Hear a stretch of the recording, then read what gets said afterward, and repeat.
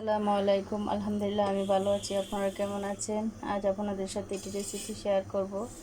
সেটা হলো ব্রয়লার মুরগি কিভাবে রান্না করলে ছোট বড় সবাই পছন্দ করবে। এই যে এখানে আমি প্যানের মধ্যে তেল দিয়ে গরম করে নিয়েছি। এখন পেঁয়াজ কুচি দিয়ে দিচ্ছি।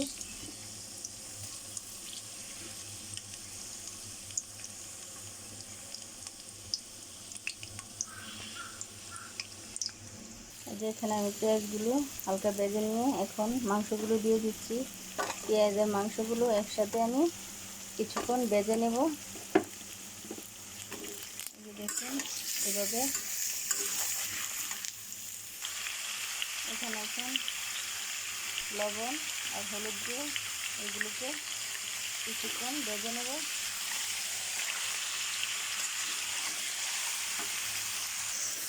হলুদ আর লবণ এগুলোকে নেড়ে মিক্স করে নিয়েছি। এখন কিছুক্ষণ এগুলোকে ভাজি করব।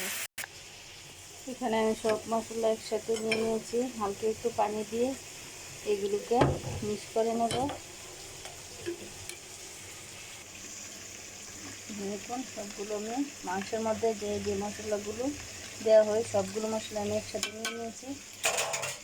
এখন এই যে মাংস আমার ভাজা হয়ে গেছে। এখন মশলাগুলো দিয়ে দিচ্ছি।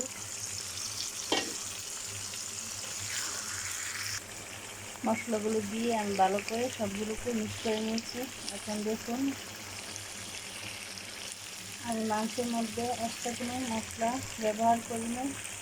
ঘরে থাকা মাংসের মধ্যে যে মশলাগুলো দেওয়া হয় সেগুলোই আমি ব্যবহার করেছি। আর আমি এখন কলিজাটা দিয়ে দিচ্ছি। আমি প্রথম অবস্থা কলিজা দিই না, কারণ কলিজা প্রথম অবস্থা দিলে তরকারি কালারটা অন্যরকম হয়ে যায়, তেলগুলো বেশি ওঠে না, সেজন্য আমি কলিজাটা পরেই দিই। এখন কাঁচামরিচ আর লং দিয়ে দিচ্ছি। আমার রান্নাটা মোটামুটি হয়ে গেছে। এখন কিছুক্ষণের মধ্যে নামিয়ে নেব। আমার রান্নাটা কেমন হয়েছে আপনাদের যদি ভালো লেগে থাকে পেজটাকে ফলো করে লাইক কমেন্ট করতে ভুলবেন না। আর এভাবে রান্না করে খেয়ে দেখতে পারেন।